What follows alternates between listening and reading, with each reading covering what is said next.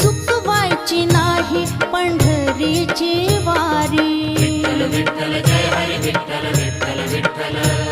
विनंती ही माझी ऐका कारभारी,